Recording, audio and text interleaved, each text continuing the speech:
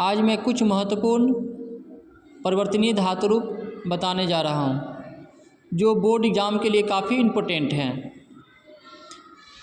इसमें कुछ महत्वपूर्ण धातु दिए गए हैं, उसका इसमें जो है परिवर्तनीय रूप दिया हुआ है।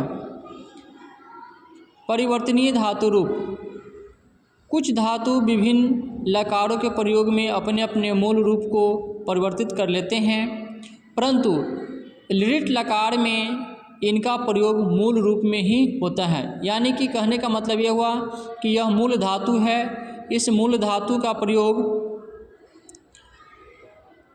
लिट लकार में इसी मूल धातु के अनुसार चलता है।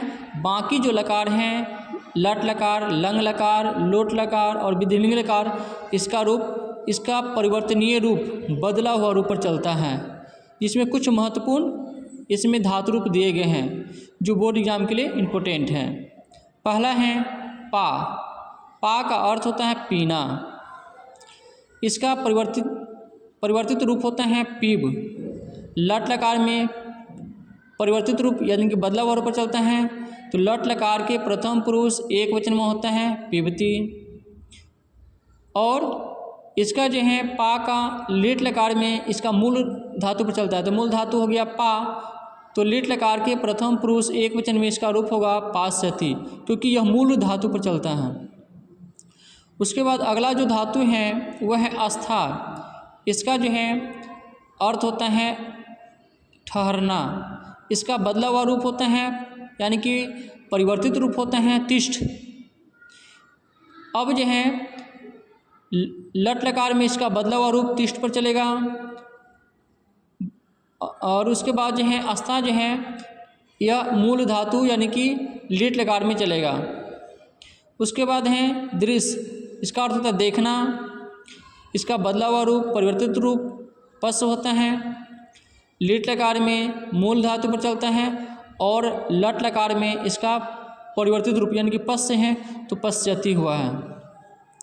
घ्रा का अर्थ होता है सूंघना। इसका बदला हुआ रूप जिग्र होता है।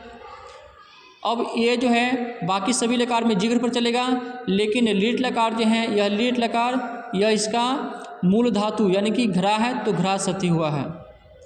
दा मतलब होता है देना। इसका परिवर्तित रूप यक्ष होता है। लट लकार इसका परिवर्तित रूप पर चलता है और लिट लकार जो है इसका मूल धातु पर चलता है। गम का मतलब होता है जाना।